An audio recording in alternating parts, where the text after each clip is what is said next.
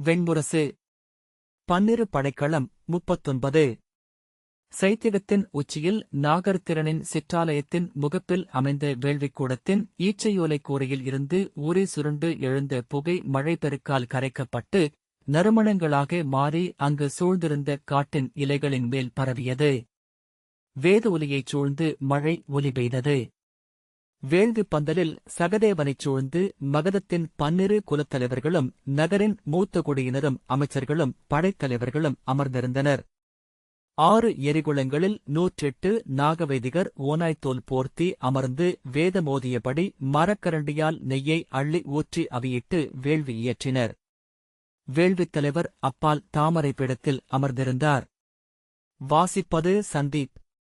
அவியளிப்பதற்கென்று கொண்டுவரப்பட்ட தேர்வு செய்யப்பட்ட 108 ஆடுகளின் நிறை வெண்மலர் சரமென வேள்விப் பந்தலுக்குள் நுழைந்தது. மலர் மாலை அணிவிக்கப்பட்டு மஞ்சள் மங்கலம் பூசப்பட்ட முதல் வெள்ளாடு எரிகுளத்தின் அருகே வந்ததும் வேள்வி படைப்பவர் அதன் சிறு கொம்புகளை கையால் பற்றி கழுத்தை வளைத்தார். புடைத்த குருதிக் குழாயை சிறிய கத்தியால் கிழித்து பீரிட்ட குருதியை நேரடியாகவே எரிகுளத்தில் வீழ்த்தினார். காலுதறி திமிரிய ஆட்டின் மூச்சு குருதியுடன் தெரித்தது. குருதியை மும்முறை பொழிந்தபின் அதைத் தூக்கி மறுபக்கம் விட்டனர் இருவர். அங்கு நின்றவர்கள் அதைத் தூக்கி வெளியே போட்டனர். வேள்விச்சாலையில் நிறைந்திருந்த புகையில் விழிமயங்கிய ஆடுகள் பின்னால் வந்த நிறையால் முட்டிச் செலுத்தப்பட்டு அறியாத தெய்வங்களால் கை நீட்டி அழைக்கப்பட்டவை போல சீராக காலெடுத்து வைத்து எரிகுளங்களை அணுகி கழுத்து நீட்டி குருதி அளித்து கால் துடித்து சரிந்தன. குருதியவி உண்ட தழல் தளர்ந்து பரவி சமித்திகளில் வழிந்து பின் தளிர்விட்டு எழுந்து தயங்கியது. அதன்மேல் நெய் ஊற்றப்பட்டதும் தவிப்புடன் தாவி நக்கி சீறி சுடர்கொண்டு கிளைவிட்டு எழுந்து இதழ்களாக விரிந்து நின்றாடியது. நாகவேதிகர் ஓதிய தொன்மையான நாகவேதம் பாதாள நாகங்களின் சீரல் மொழியில் அமைந்திருந்தது. அறிந்த சொல் என சித்தத்தை தொட்டு துடிக்க வைத்து அகமொழி அதை பொருள் தேடி தவிக்கையில் அறியா ஒலி என்றாகி விலகி மீண்டும் மயங்குகையில் அணுகி தொட்டுச் சீண்டியது. செவியறியாது சித்தமறியாது ஆழத்தைச் சென்றடைந்து ஒவ்வொருவர் விழிகளையும் சுடர்கொள்ளச் செய்தது அது. அவர்களினூடாக மண்மறைந்த முன்னோர் பிறக்காத கொடிவழியினரிடம் உரையாடிக் கொண்டிருந்தனர். பாரதவர்ஷத்தின் தொல்குடிகள் அனைத்திற்கும் விண்ணிலிருந்து வேதங்கள் இறங்கி வந்தன என்றனர் குடிப்பாடகர். அரக்கர்களும் அசுரர்களும் நாகர்களும் மானுடரும் அவர்கள் குடியில் பிறந்த முனிவர்களின் உள்ளம் தொட்ட முடிவெளியில் இருந்து வேதங்களை பெற்றுக்கொண்டனர். அரக்கர்களின் வேதம் கைவிரித்து உலகை வெல்லும் பெருவிழைவு கொண்டது. அசுரர் வேதமோ தன்னை வென்று கடந்து செல்லும் அகத்தவிப்பு கொண்டிருந்தது. நாகர்வேதம் தன் வாலைதான் கவ்வி சுருண்டு முழுமை கொள்ளும் விடாய் கொண்டது. மானுடர் வேதமோ மண்ணிலிருந்து விண்ணுக்குச் செல்லும் கனவாய் அமைந்திருந்தது. அந்நான்கு வேதங்களிலிருந்தும் வேதமாமுனிவர் தொட்டெடுத்து நினைவில் தொகுத்து வேதப் பெருவழி யுகங்கள் தோறும் மறக்கப்பட்டபடியே வந்தது. வேதங்களைவிட நாளும் சிறியதாகின உள்ளங்கள். குடிபெருத்து நாடாகி முடியாகி போராகி அழிவாகி கதையாகி வாழ்வு விரிந்தபோது வேதங்களை நினைவில் கொள்ளும் திறன் அழிவதைக் கண்ட தொல்வியாசர் எண்ணித் தொட்டெடுத்து அமைத்த வேதங்கள் ரிக் யஜுர் சாம அதர்வம் என 4. அவற்றுக்கு நெறியமைவும் கான்முறையும் அமைத்து சொல்மரபும் ஒலியிசைவும் வகுத்தனர் பிறகு வந்த வியாசர்கள். குறுநெறிகளும் பயிற்று நெறிகளும் வைதிக கொடை வழிகளும் பின்னர் உருவாகின. பாரதவர்ஷமெங்கும் அரசவைகளில் ஓதப்படுவதும் வேள்விகளில் முழங்குவதும் ஆலயங்களில் அளிக்கப்படுவதுமான எல்லை வகுக்கப்பட்டு 4 மானுட வேதங்களுக்கு அப்பால் கடல் விரிவென காற்று வெளியென சொல்லென பிரிதிலாத முழுமுதல் வேதம் விரிந்து கிடந்து அனைவருக்கும் அளிக்கப்பட்ட ஒற்றை வேதம். கேட்கப்படாமையால் குறையற்ற தூய்மை கொண்டது. ஒவ்வொரு துளியிலும் முழுமை கொண்டு ஒவ்வொரு கணமும் பெருகியது அது. வகுக்கப்பட்ட மானுட வேதம் வைதிகர் சொல்லென எங்கும் பரவி பிறகுடிகளின் தோல் வேதங்களை அவர்களின் சித்தத்திலிருந்து கனவுக்குத் தள்ளியது. அங்கிருந்து ஆழிருப்புக்கும் அப்பாலுள்ள இன்மைக்கும் செலுத்தியது. வேதச் சொல்லிணைவுகளுக்கு அடியில் அறியப்படாத வெளியென அவ்வேதம் இருந்தது. தழலாட்டத்தில் கண்மாயமோ உளமாயமோ என்று திகைக்க வைத்து தோன்றி மறையும் தெய்வமுகங்கள் போல 4 நூல் வேதங்கள் ஓதப்படுகையில் மறைந்த வேதங்கள் தெரிந்து மறைவதுண்டு என்றனர்.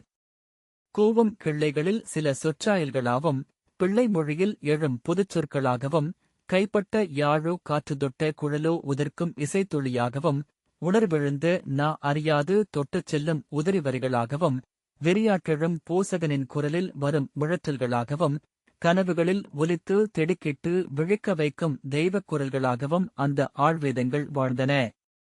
அவையே மறைகள் என்று அறியப்பட்டன. மழை விழவையும் நாகவேள்வியையும் தொடங்க முடிவெடுத்தபோது ஜராசந்தன் நாகவேதம் அறிந்தவர்களைத் தேடி பாரத வருஷமெங்கும் தன் ஒற்றர்களை அனுப்பினான். நாக நாடுகள் அனைத்திலும் அரசர்களுக்காகவும் குடியவைகளுக்காகவும் போத வேள்விகள் நிகழ்ந்து கொண்டிருந்தன. அவர்கள் நாகவேதத்திலிருந்து எடுத்து அதர்வ வேதத்தில் சேர்க்கப்பட்ட பகுதிகளை மட்டுமே கொண்டு அதர்வ முறைப்படி அவ்வேள்விகளை செய்து வந்தனர். அவற்றைச் செய்பவர் நாகர்குலத்து அந்தணர் என்று அறியப்பட்டனர். அவர்களுக்குரிய குருமுறையும் சடங்குகளும் உருவாகியிருந்தன. ஒவ்வொரு கொடிக்கும் அதர்வ வேதத்தின் எப்பகுதி அவர்களுக்குரியதென்று தெரிந்திருந்தது. அவை ஒவ்வொன்றையும் தவிர்த்து தேடி இறுதியில் காமரூபத்திற்கும் அப்பால் மணிப்புறத்தையும் கடந்து கீழே நாகர்களின் கொடுங்காட்டுக்குள் மொழியும் நூலும் அறியாது மறைந்துவிட்டிருந்த நாகர்குலமொன்றை கண்டடைந்தனர். அங்கு நிகழ்ந்த நாகவேள்வியில் மறைந்த நாகவேதத்தின் ஒரு பகுதி அம்மொழியில் அச்சேகைகளுடன் அந்த நடையில் அதற்குரிய சடங்கு முறைமைகளுடன் நாகவேதிகர்களால் ஓதப்படுவதைக் கண்டனர். மகதத்தின் நாகர்களை அங்கே அனுப்பி அவர்களிடமிருந்து அவ்வேதத்தை கற்றுவரச் செய்தான் ஜராசந்தன். 100 தலைமுறைகளில் ஒவ்வொரு தலைமுறையும் இழந்தவை போக எஞ்சிய அவ்வேதம் 12 நாட்கள் இடைவிடாது ஓதி முடியுமளவுக்கு நீளம் கொண்டிருந்தது. கதிரெழுநிலத்தில் நாகவேதம் பயின்று மீண்ட நாகவேதிகர்கள் சைத்தியக மலையின் உச்சியில் நாகர்திறனின் ஆலயத்திற்கு முன்பு வேள்விக்கூடம் எழுப்பி எரிகுளம் அமைத்து முதல் நாகவேள்வியை நடத்தினர். ஆனால் மகதத்தின் 12 குடிகளும் அவ்வேள்வியை ஏற்க மறுத்துவிட்டனர். ஜராசந்தனுக்கு குலப்போசகர் சொன்ன குறியுரையை முன்னரே அவர்கள் அறிந்திருந்தனர்.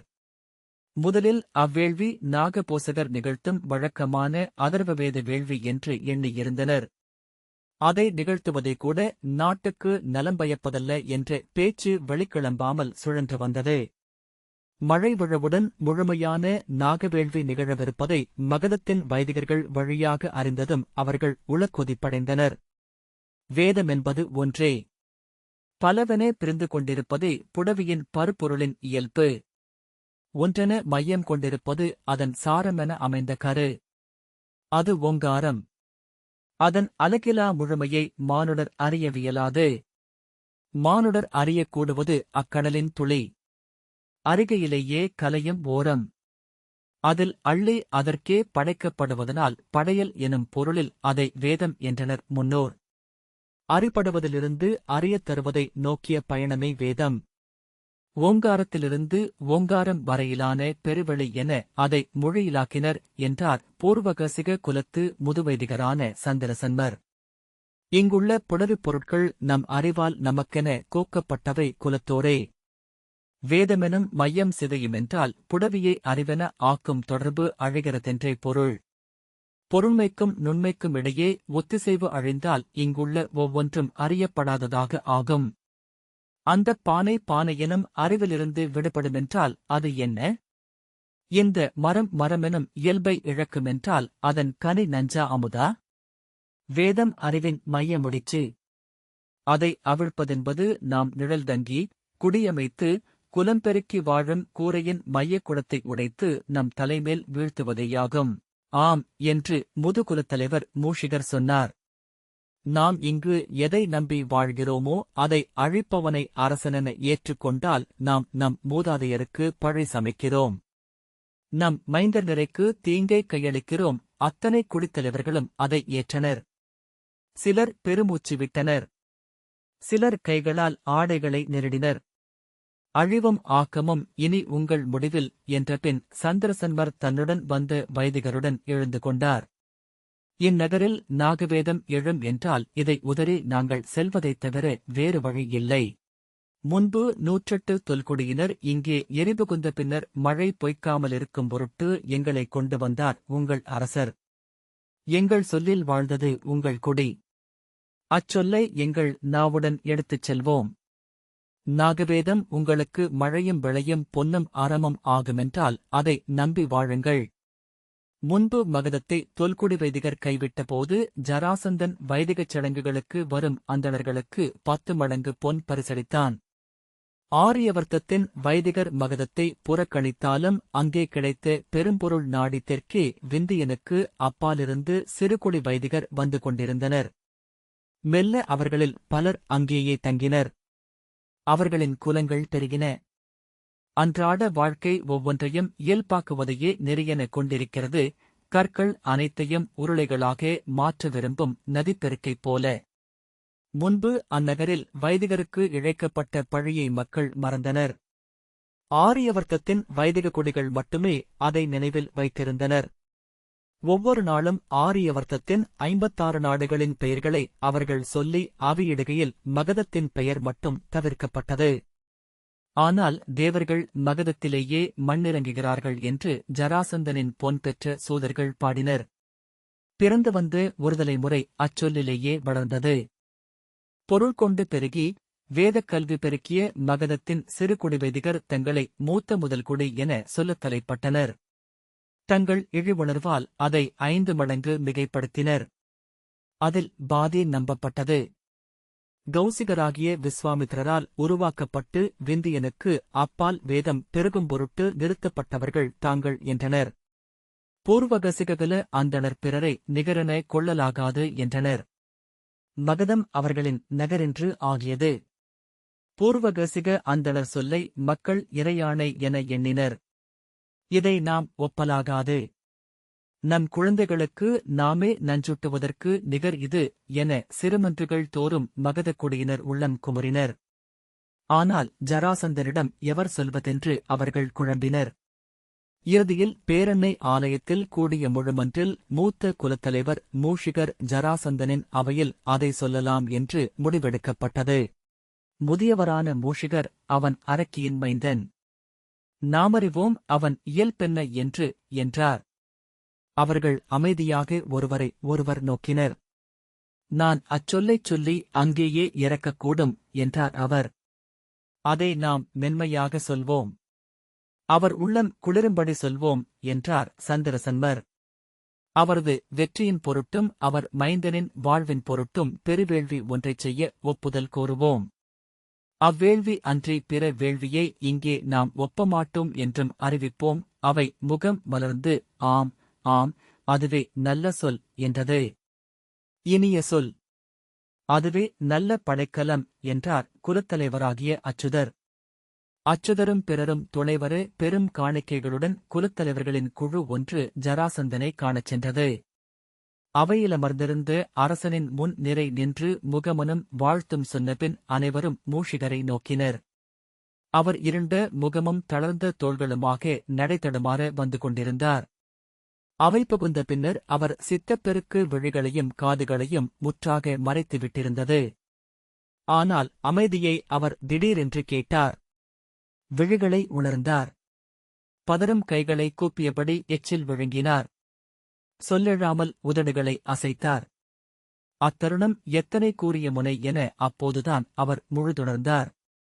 1000 முறை ஒத்திகை செய்து அனைத்துச் சொற்களும் அவரை விட்டு அகன்றன.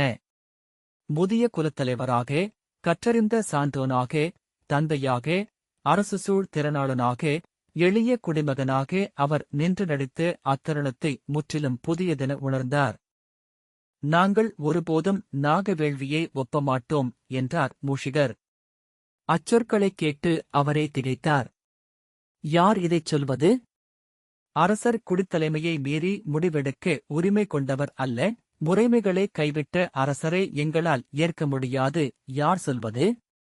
நானா? நீங்கள் அரக்கியின் மைந்தராக இருக்கலாம்.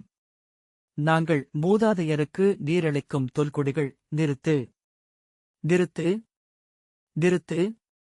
இந்நகரையும் எங்கள் குடியையும் நீங்கள் அழிப்பதை நாங்கள் நோக்கி வாழாவிருக்க இயலாது. சொல்லி முடித்ததுமே மூஷிகர் உடல் தளர, உள்ளம் தென்றலை உணர இயல்பானார். பல நாட்களாக அவர் சுமந்திருந்து பேரிடை விலகத் தோள்கள் எளிதாயின.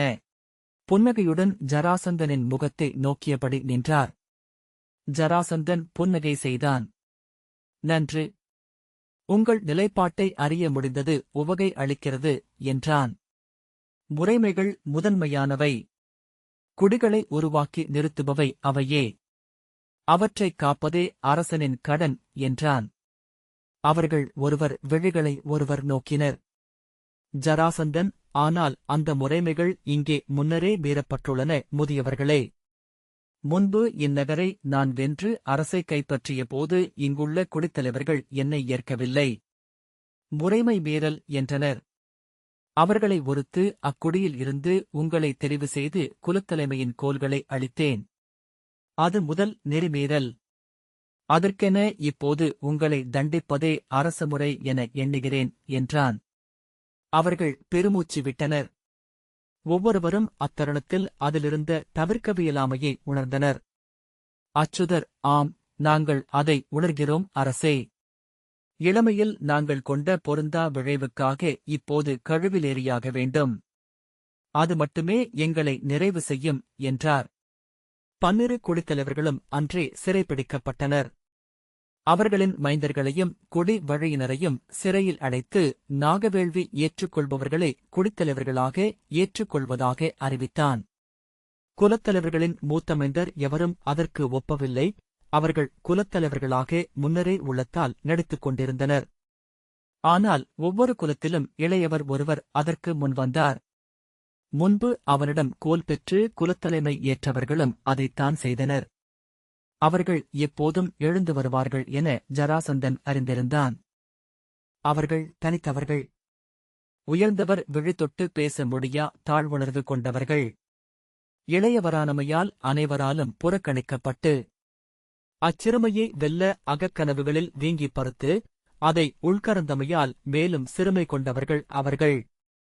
ஒருபோதும் அவை நிகழாதென அறியுந்தோறும் அக்கனவுகளை மேலும் இழிவாக்கிக் கொண்டவர்கள்.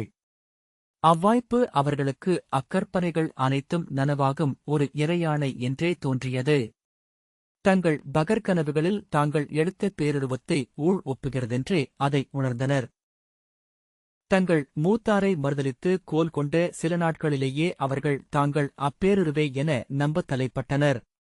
பேருருவை நம்புகிறவர்களிடம் அப்பாவனைகள் அமைகின்றன. நம்பி நிகழ்த்தப்படும் பாவனைகள் நம்பப்படுகின்றன. அவர்கள் குடித்தலைவர்களாக உருமாறினர்.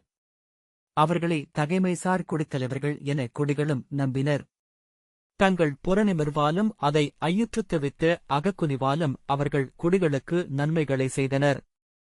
காலப்போக்கில் நற்பெயர் ஈட்டினர். அடுத்த தலைமுறையினரால் வாழ்த்தப்பட்டனர்.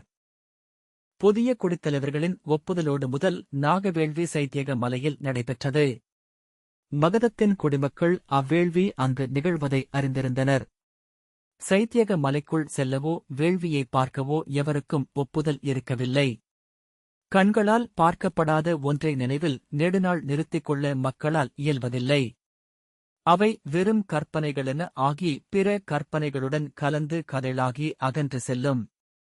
கதைகள் ஆர்வமூட்டும்படி வளர்க்கப்பட்டால் மட்டுமே வாழக்கூடியவை. மகதத்தில் நாகவேள்வி குறித்து பல நூறு கதைகள் இருந்தன. அங்கே 1008 கன்றுகள் கொல்லப்படுவதாக சொன்னார்கள். அது 1000 மானுடர் என்றாகியது. அடங்காத க்ஷத்திரிய அரசர்களைக் கொண்டு வந்து சிறையிட்டு பலி கொடுக்கிறார் அரசர் என்று ஒரு சூதர் சொன்னதும் அதன் நம்ப முடியாமையே அதை அனைவர் நினைவிலும் நிறுத்தியது. நினைவில் நின்றமையால் அது நிலை பெற்றது. மழை விழவை பெருநிகழ்வாக மகத அரசு ஆக்கியது. 12 நாளும் நகரில் கொலையன்றி அனைத்தும் குற்றமே அல்ல என்றாகியது. அன்று ஆற்றுபவை அனைத்தும் இறுதி மழைத்துளி ஓய்ந்ததும் நினைவிலிருந்தும் அகன்றாக வேண்டும் என்று பூசகர் ஆணையிட்டனர். நினைவு கூர்தலே மானுடருக்கு கடினம். கணந்தோறும் வளர்ந்து பிறிதொன்றாகும் மானுட உடலோ மறப்பதையே இயல்பாகக் கொண்டது. அனைத்தும் மறக்கப்பட்டுவிடும் என்பதே ஓர் பெருந்தூண்டுதலாகியது. அனைவரும் ஆற்றுகிறார்கள் என்பதே பிழையும் பழியும் இல்லை என்றாக்கியது. அவர்களுக்கு மேல் பெய்து நின்றிருந்த பெருமழை தெய்வங்கள் அமைத்த தரையாகியது. 12 நாட்களும் இழிபெருங்கன ஒன்றிலாடினர் மகதர். மழை மகதத்தின் குடிகள் அனைவரையும் தழுவி பிரிதொருவராக ஆக்கியது. களிமகன்களும் படைவீரர்களும் வணிகர்களும் மட்டுமன்றி இல்லறத்தாரும் பெண்டிரும் குழந்தைகளும் அதில் திளைத்தனர். அவர்களின் முதலியல்பே அதுவென்பது போல. அவ்விழவின் கட்டின்மைக்காக ஆண்டு முழுக்க ஒவ்வொரு நாளும் அன்றாடக் கட்டுகளுக்குள் பொருத்தமைந்து அவர்கள் காத்திருந்தனர். அவர்களின் அகக்குகையிருளில் விழி மட்டுமே மின்னும் விலங்கொன்று நாசுழற்றி வெம்பூச்சு விட்டு, இந்நாள் இனியொரு நாள், இனியொரு நாள் என்று பொறுமை இழந்து கால் மாற்றி செவிசாய்த்து அமர்ந்திருந்தது. வேனில் முதிர்ந்து மழை விழவுக்கான முரசறையப்படும்போது ஒவ்வொருவரும் அவ்வொலியை தங்கள் நெஞ்சறிதல் என உணர்ந்தனர். அவ்வொலி கேட்டு அவர்கள் கொந்தளித்து கூச்சலிடுவதில்லை. அச்சமூட்டும் ஒன்றைக் கேட்டது போல் அம்முரசு மேடைகளில் இருந்து விலகிச் சென்று அதை கேட்காதவர்கள் போல நடித்தனர். பொருள்களை விலை பேசினர். கன்றுகளை ஓட்டிச் சென்றனர். அருகிருப்பவருடன் நகையாடினர். உள்ளத்தை ஒருபோதும் பிறருடன் பகிர்ந்து கொள்ளாது கறந்தனர். கறந்தவை கொள்ளும் குளிர்ந்து கூர்மையை உள்ளூர உணர்ந்தனர். கூர்முனையை வருடும் கூச்சத்தை அறிந்து சிலிர்த்தனர். முரசறைவு முடிந்தபின் நகரில் ஆழ்ந்த அமைதி நிலவியது. ஒவ்வொருவரும் தனித்துச் சென்று நீள்மூச்செறிந்தனர். துணைவியரின் முகங்களை இல்லறத்தார் நோக்கவில்லை. துணைவியரும் விழுதூக்காது தங்களுக்குள் அமைந்து கனவிலென உலவினர். அவ்வறிவிப்பு நிகழவேயில்லை என்ற நடிப்பு அனைவரும் நடித்தமையால் இயல்பென்றாகியது. இரவில் அணுகும் மழையின் புழுக்கத்தில் வியர்வை வழிய படுத்திருந்தவர்கள் கைவிசிறிகளால் விசிறியபடி பெருமூச்சு விட்டு விடியும் வரை புரண்டு படுத்தனர். விடியலின் கனவில் திகைத்தெழுந்து கூசிச் சிலிர்த்தனர். துயிலிழந்த கண்கள் உறுத்த காலையில் எழுந்து உலர்ந்த வாயுடன் தெருக்களில் விழிநட்டு அமர்ந்திருந்தனர். மழை வருகிறதா என்று விண்ணை பார்ப்பது கூட பிறிதவரேனும் அறியலாகும் என்பதற்காக புழுதி படிந்த தெருக்களையே நோக்கினர். ஒரு சொல்லும் ஒருவரும் உரைக்கவில்லை என்றாலும் ஒவ்வொருவரும் தன்னியல்பிலேயே அதற்கென ஒருங்கினர். இல்லங்களில் மழை விழவுக்கான பொடியும் பூச்சும் சாந்தும் சாரும் சமைக்கப்பட்டன. மழை விழவுக்கென அமைந்து தேன்மெழுகு பூசப்பட்ட ஆடைகள் இருண்ட பெட்டிகளிலிருந்து வெளியே எடுத்து புதுக்கப்பட்டன. மழை விழவு தொடங்குவதற்கான கொம்பு காலையில் ஒலித்தபோது பறக்கத் தயங்கிக் கூண்டில் அமர்ந்து சிறகதிரும் குஞ்சுப் பறவை போல தங்கள் இல்லங்களுக்குள்ளேயே இருந்தனர். முதல்கார் வியர்வை பெருக்கென வான் நிறைந்து குளிர்காற்றென ஆகி இருட்டென மின்னல் அதிர்வென இடி முழக்கென சூழ்ந்தது. முதல் மழை அம்பு பெருக்கென சாய்ந்து வந்தடைந்தது. நகரம் மழை மழை என ஓலமிடத் தொடங்கியது. கூரை விளிம்புகள் சொட்டி விழுதாகி அருவி நிறைகளென மாறின. தெருக்களெங்கும் புழுதி கரைந்து செங்குருதி போல நீர் வழிந்தது. கோட்டைச் சுவர்கள் ஈரத்தில் கருகி குவைமாடங்கள் ஒளிவழிந்து மெருகேறி உச்சிக்கொடிகள் நனைந்து கம்பங்களில் சுற்றிக்கொள்ள மழை மூடியிருந்தது விண்முதல் மண்வரையிலான வெளியை. அனைத்து ஓசைகளுக்கும் மேல் மழையின் ஓசை அழியாச் சொல்லொன்றை சொல்லிக் கொண்டிருந்தது. முதலில் நாணிழப்பவை கன்றுகளும் குதிரைகளும். புதுமழை மணத்தை முகர்ந்து கட்டுகளிலிருந்து துள்ளி கால் உதறி கனைத்தன. அறுத்துக் கொண்டு தெருவில் இறங்கி வயிறுதரப் பாய்ந்தன. பின்னர் தெருநாய்கள் வாலை தூக்கிச் சுழற்றி மழையில் பாய்ந்திறங்கி தங்களைத் தாங்களே சுற்றிக் கொண்டன. சங்கிலியே அறுத்துக் கொண்ட களிறுகள் தெருக்களில் பிளிரியோடின. பின்பு எப்போதோ எங்கோ களியாட்டின் மெல்லிய ஓசை ஒன்று எழுந்தது. ஒவ்வொரு முறையும் நகரின் எப்பகுதியிலிருந்து அது எழுகிறது என்பது முன்பு உய்த்த உணர முடியாததாகவே இருந்தது. அவ்வொலி கேட்டு கல்விழுந்து திடுக்கிட்டு துயில் கலையும் புரவி போல நகரம் எழுந்தது. சற்று நேரத்தில் அனைத்து இல்லங்களிலிருந்தும் அனைவரும் தெருக்களுக்கு இறங்கினர். லேபனங்கள் பூசப்பட்ட உடலும் நீர் ஒட்டா